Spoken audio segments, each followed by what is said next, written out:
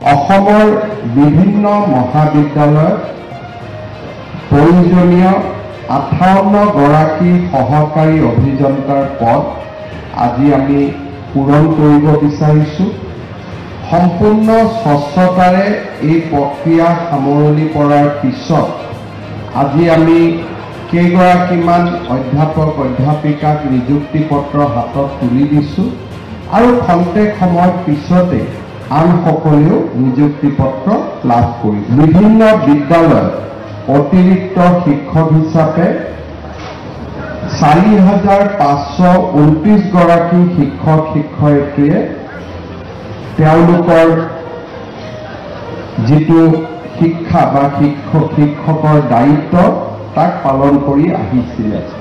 2020 চনৰ অৰ্থাৎ 1 জুলাই তাৰিখে পুনৰ এবাৰ 5,243 গৰাকী এই অতিৰিক্ত শিক্ষকক ৰাজ্য চৰকাৰে নিয়াৰ ৰেগুলাৰাইজেশ্যন বা নিয়মীয়া শিক্ষকৰ সম এটা ৰূপ প্ৰদান কৰিবলৈ চেষ্টা কৰে।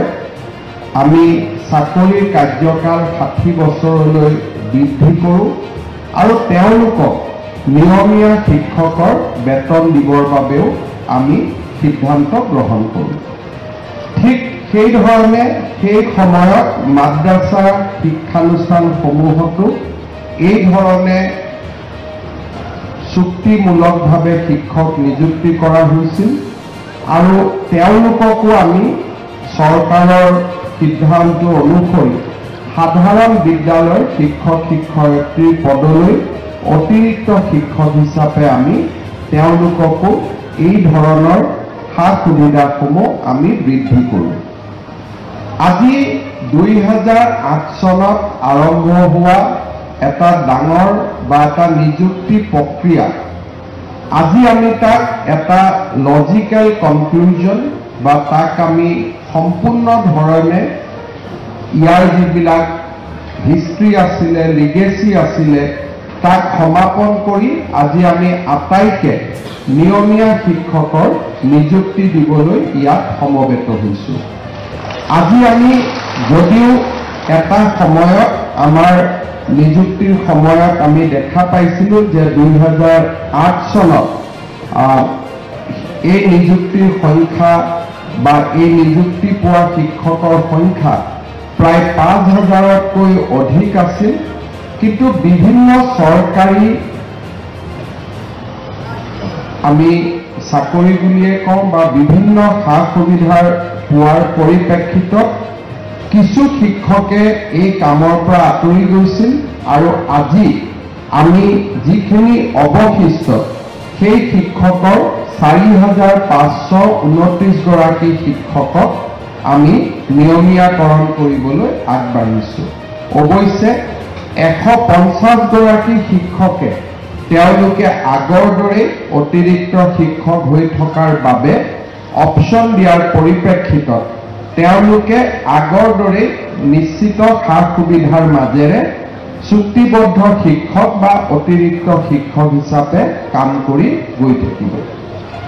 আজি নিয়মীয়াকৰণৰ লগে লগে আমাৰ শিক্ষক শিক্ষয়িত্ৰীসকল কেইবাটাও চৰকাৰী সুবিধাৰ লগত জড়িত হ'বলৈ সুবিধা পাব।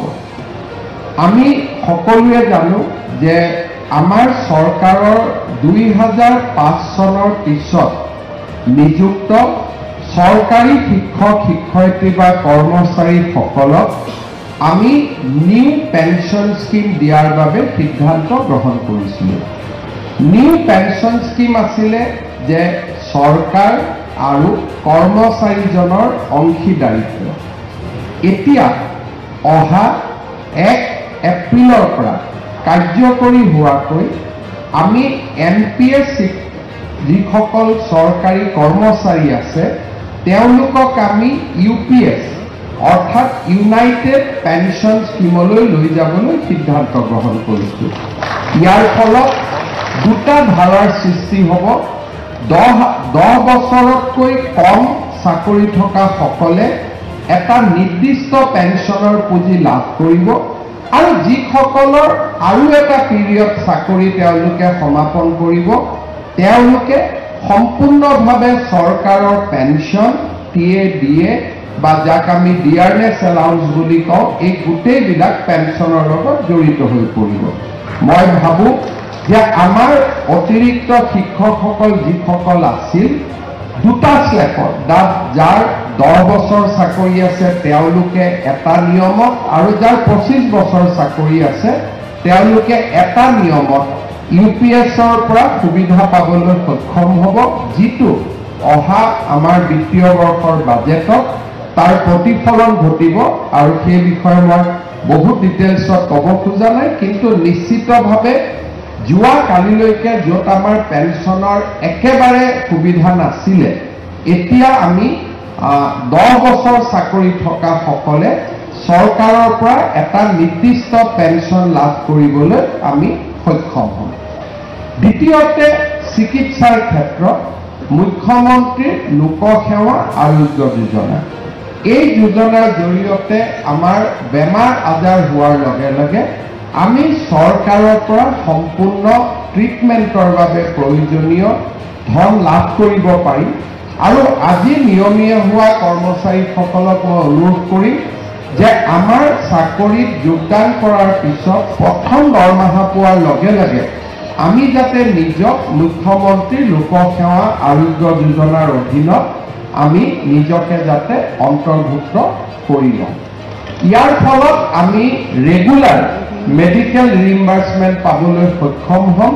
CGHC চেন্ট্ৰেল গভৰ্ণমেণ্টৰ ৰেট অনুসৰি বা তালিকা অনুসৰি আমি নিৰ্দিষ্টভাৱে এই সুবিধাসমূহ যি নিয়মীয়া চৰকাৰী কৰ্মচাৰীয়ে পাব পাৰে সেইখিনি সুবিধা আমি লাভ কৰিবলৈ সক্ষম হ'ম।